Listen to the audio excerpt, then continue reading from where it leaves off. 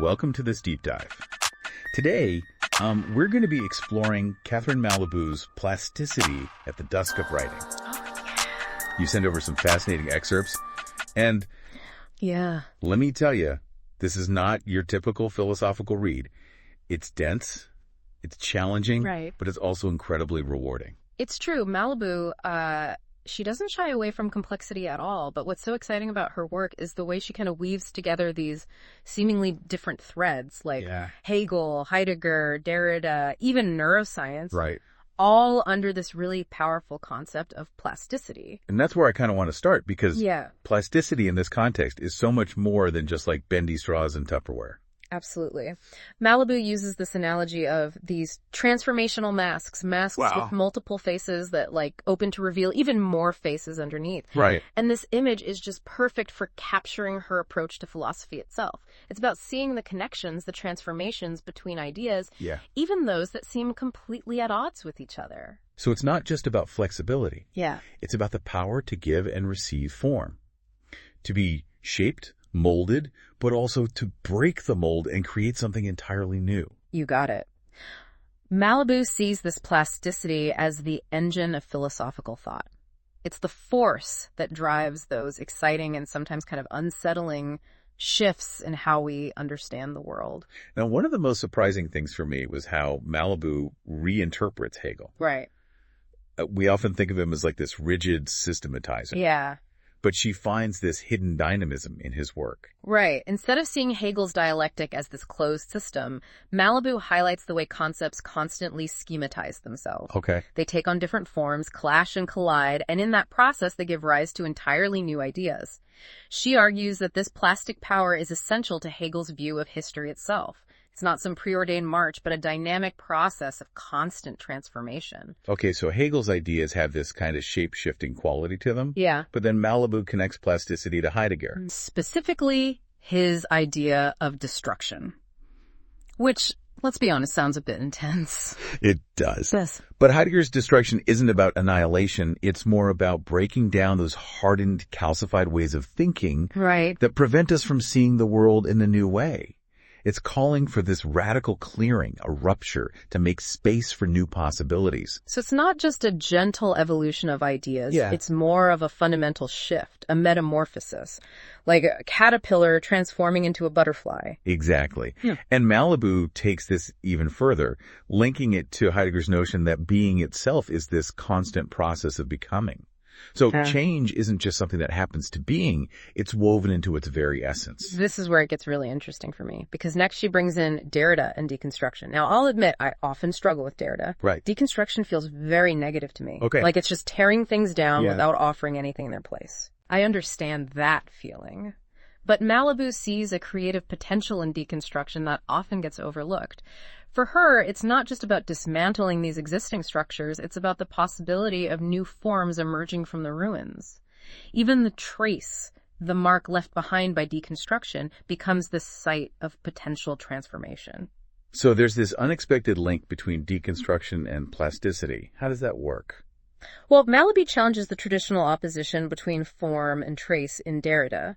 She argues that even the trace, which seems like just a leftover, a shatter, can actually take on new forms and become something different entirely. And this, for her, is where the real power of deconstruction lies. So instead of seeing it as a purely negative force, she sees it as opening up all these new possibilities. Almost like clearing the ground for something new to grow. But this is where I start to get a little lost. Because then she brings in Freud and this idea of the impossibility of fleeing. If plasticity is all about transformation and change, why can't we just escape the things that are holding us back? That's a great question, and it kind of takes us into some pretty deep psychological territory. Malabou draws on Freud's concept of the drive, this relentless force that seeks expression, but it can never fully be satisfied. And it creates this feeling of being trapped, of constantly striving for something that remains just out of reach. So we're stuck in this loop, driven by desires that we can't fulfill. It feels a bit claustrophobic. It can, but here's where Malabou offers this really radical perspective. She suggests that plasticity is the way we escape within this closure.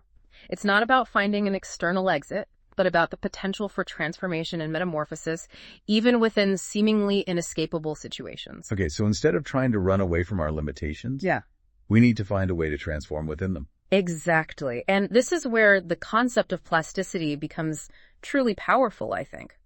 It suggests that even when we feel trapped, there's always the possibility of change, of becoming something new. It's like she's saying, you can't escape the game, but you can change the rules. So we've gone from Hegel's dynamic dialectic to Heidegger's call for destruction, through Derrida's creative deconstruction, and now we're even weaving in Freud. And it's all connected by this thread of plasticity. And believe it or not, Malabou takes this even further. She connects these ancient philosophical ideas with the latest research on neuroplasticity, the brain's incredible ability to rewire itself, to adapt and change based on our experiences. So our brains aren't just these fixed, unchanging things. They're constantly evolving. That's right. And what's fascinating is that this neuroplasticity isn't just about learning new facts or skills. It actually shapes our very identities. We are, quite literally, what we think and do. Hold on. So you're telling me the physical structure of our brain is changing who we are? It's a complex interplay, but yes, the brain is a dynamic organ, constantly adapting and changing in response to the world around us. And this has profound implications for how we understand concepts like change, transformation, and even the nature of being itself. Okay, this is blowing my mind a little bit. So the brain isn't just passively receiving information. It's actively shaping itself, and in turn shaping our understanding of the world. Exactly. And for Malabou, this is further evidence for the power of plasticity as a philosophical concept. It's not just an abstract idea, it's deeply rooted in the very structure of our brains and the way we experience and interact with the world. So we've got these ancient philosophical ideas, and now we've got cutting-edge neuroscience, all pointing towards this central idea of plasticity. But how does Malabou connect all of this? What's the big picture here? Well, she sees the brain as a living embodiment of philosophical plasticity. It embodies this power to give and receive form, to be molded by experience, and to break free from existing patterns. It's a microcosm of the larger transformations that she sees happening in philosophy and in the world around us. So it's not just the plasticity of ideas, but the plasticity of our very being. Precisely. And this is where things get really interesting. Malabou doesn't just focus on the positive aspects of plasticity. She also explores its darker side, its destructive potential. That's right. It's almost like there's a shadow side to all of this transformation. Change isn't always for the better. Exactly. And she explores this in her work on brain trauma and Alzheimer's disease, where plasticity can lead to devastating consequences. It's a stark reminder that the same forces that allow for growth and adaptation can also lead to breakdown and disintegration. It's like she's saying, look, change is inevitable, but it's not always pretty. Exactly. And this is where Malabou's work becomes even more challenging, because she doesn't offer any easy answers. She forces us to confront the uncomfortable reality that change can be both creative and destructive, liberating and terrifying. This is a lot to process, and I think we need to take a moment to unpack all of this before we move on. You know, one of the things that really struck me about Malabou's work is how she reframes even Freud's concept of the death drive in light of this destructive plasticity. Wait, the death drive, as in the force that drives us towards self-destruction. Isn't that getting a little too dark even for Malabou? It might seem that way at first, but hear me out. Malabou argues that the death drive isn't about a simple desire for annihilation. Instead, she sees it as another manifestation of this fundamental drive towards change. Even when that change is disruptive or destructive, it operates outside our usual categories of good and bad, pleasure and pain. It's a force that unsettles us precisely because it resists easy categorization. Okay, I'm starting to see how this fits into her larger argument. It's like even our self-destructive tendencies are, in a strange way, expressions of this inherent plasticity. Exactly. And she even links this back to the brain, suggesting that this drive towards change, even destructive change, is somehow wired into our very neurology. Wow, this is heavy stuff. It's making me rethink this whole idea of what it means to be human, to be this constantly evolving, shape-shifting being. It's definitely challenging our assumptions, and Malabou doesn't stop there. She even connects plasticity to the idea of hospitality, which at first glance seems like a complete contradiction. Yeah. After all, isn't hospitality about welcoming the other, about preserving difference? Right. How can that be compatible with this idea of constant transformation? That's what I was wondering, too. It seems counterintuitive. If everything is constantly changing, how can we truly welcome and appreciate something different from ourselves? It's a fascinating point. Malabou argues that the traditional view of hospitality relies on this idea of a pure, untouched otherness. It's about keeping the other at a safe distance, protecting them from change and assimilation. It feels like we're putting the other in a museum, trying to preserve them in their pristine state. Exactly. But Malabou suggests that this kind of static view of hospitality is ultimately unsustainable. True hospitality, she argues, has to involve a kind of plastic encounter. Okay. A mutual transformation where both ourselves and the other are open to being changed by the interaction. So instead of trying to preserve differences, we should allow them to interact and shape one another. Precisely. And this, she argues, is much more in line with the reality of our interconnected world where cultures and identities are constantly blending and blurring. Okay, so if plasticity is the key to this kind of radical hospitality, how do we actually put that into practice? I mean, it sounds great in theory, but how do we move beyond just talking about it? That's the million-dollar question, and I don't think Malabou offers any easy answers, but I think her work points us in the right direction. It's about being willing to step outside our comfort zones to be open to new experiences, and to recognize that change is not something to be feared, but embraced. It's almost like she's calling for a new kind of ethics, one based on this understanding of the inherent plasticity of ourselves and the world around us. I think you're right, and this brings us back to the title of her book, Plasticity at the Dusk of Writing. I'm curious, what are your thoughts on this? Is she saying that writing is dead? That's what I was wondering, too. It seems like a pretty bold statement. Yeah. But I think it's more nuanced than that. She's not necessarily saying that writing is obsolete, but she is suggesting that its role is changing. Right. Okay.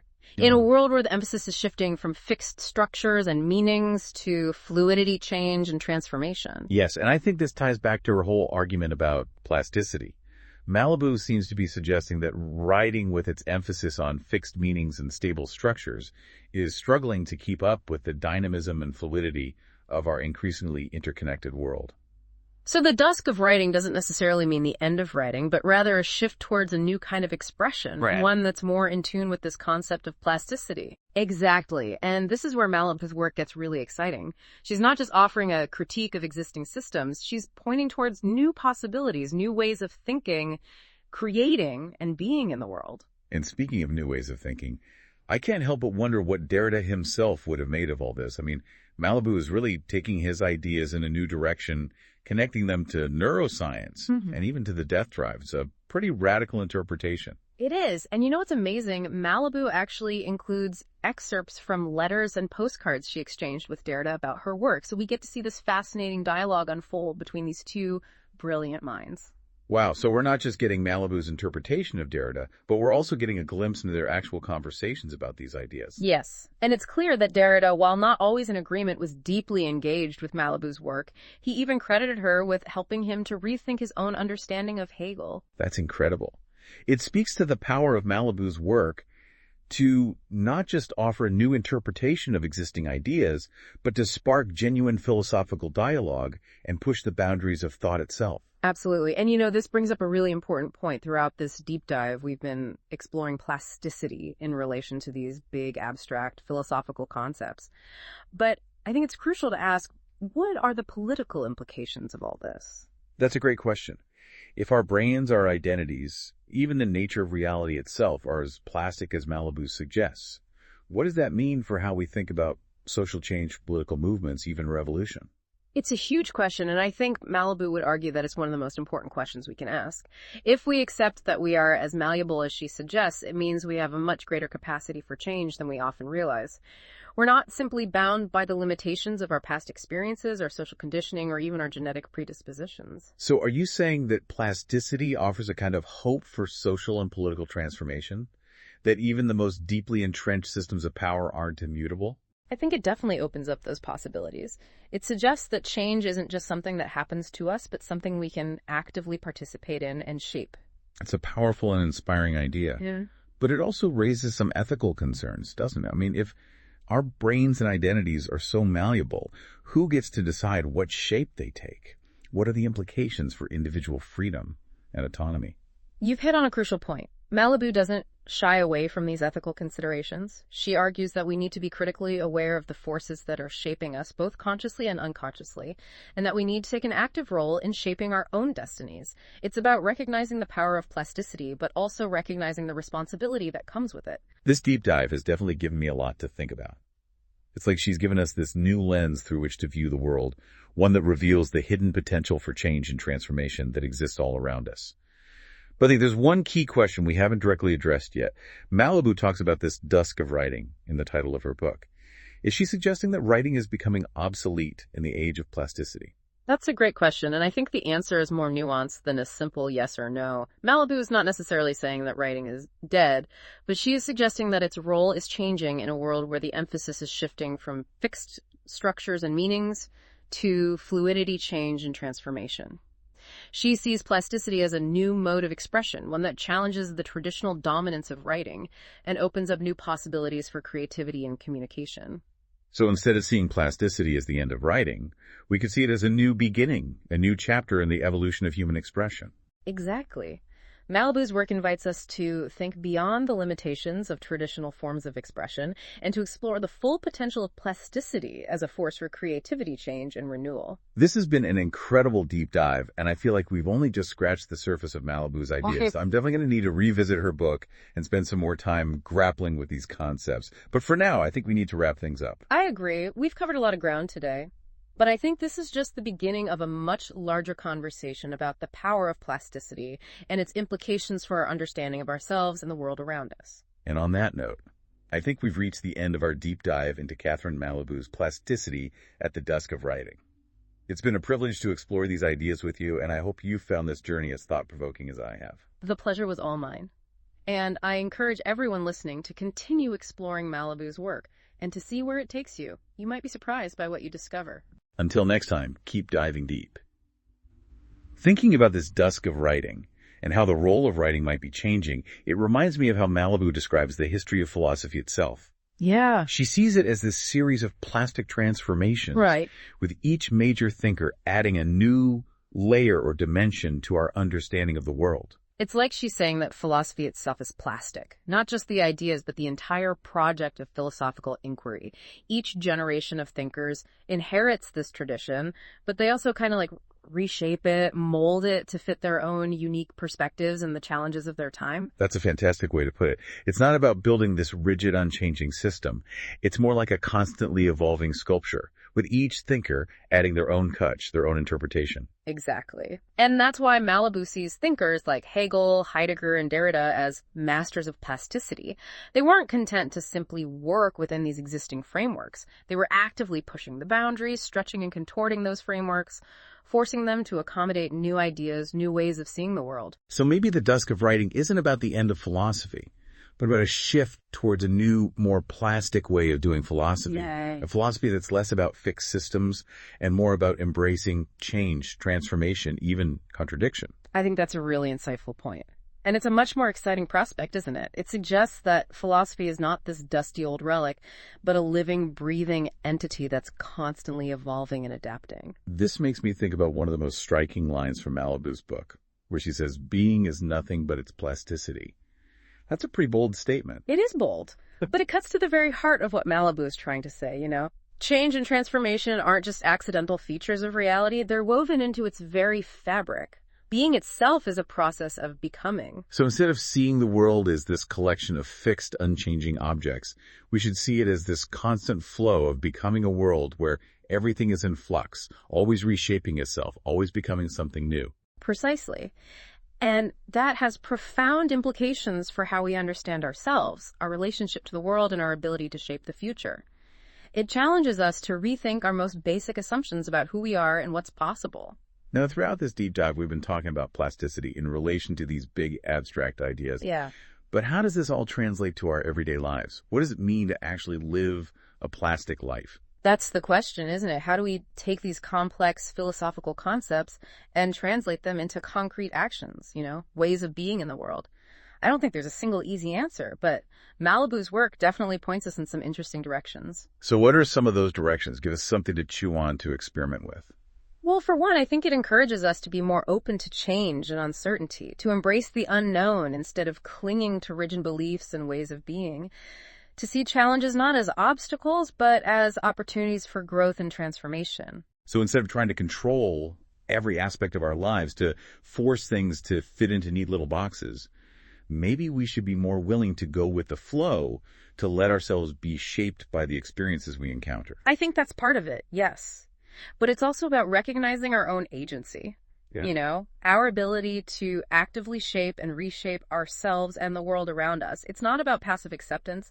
It's about engaged participation in this ongoing process of becoming. So it's about finding that balance between accepting change and actively creating change. Exactly. Between letting go and taking charge. Exactly. And recognizing that this process of change and transformation isn't a one-time event. It's a lifelong journey. It's like we're all artists of our own lives, constantly sculpting and reshaping ourselves in response to the world around us. I love that analogy. It really captures the creative potential that Malabou sees in plasticity. It's not just about adapting to the world as it is, but about actively shaping the world into something new, something more beautiful, more just, more in line with our deepest values and aspirations. It's about recognizing that we are not simply products of our circumstances, but active participants in the creation of our own reality, both individually and collectively. This deep dive has really opened my eyes to the power and the potential of Malabou's concept of plasticity. It's both profound and practical, challenging and inspiring. And while I'm still grappling with some of the more challenging aspects of her work, particularly her ideas about the destructive potential of plasticity and the impossibility of fleeing, I can't help but feel a sense of hope. I understand. Those are difficult ideas to wrap your head around, but I think that's part of what makes Malabou's work so compelling. She's not afraid to ask the tough questions, to confront the darker side of human experience, and to push us beyond our comfort zones. And in doing so, she opens up new possibilities for understanding, for growth, and for transformation. I think you're right. And maybe that's the real takeaway here. It's not about finding easy answers. It's about embracing the complexity and the challenges of living in a world where everything is in flux, where even our own identities are constantly evolving. It's about finding beauty and possibility in the midst of chaos and uncertainty. It's about recognizing that change, even when it's painful or disruptive, is the very source of life itself. Well, this has been an incredible journey. Malabou's work has really pushed me to think differently about everything from the nature of reality to the possibilities of social and political transformation. I know I'll be wrestling with these ideas for a long time to come. Me too. And that's the beauty of a deep dive like this. It's not about finding definitive answers. It's about sparking new questions and new ways of thinking. It's about opening ourselves up to the vast and ever-changing landscape of possibility. And on that note, I think we've reached the end of our deep dive into Catherine Malabou's Plasticity at the Dusk of Writing. It's been a privilege to explore these ideas with you, and I hope you found this journey as thought-provoking as I have. The pleasure was all mine, and I encourage everyone listening to continue exploring Malabou's work and to see where it takes you. You might be surprised by what you discover. Until next time, keep diving deep.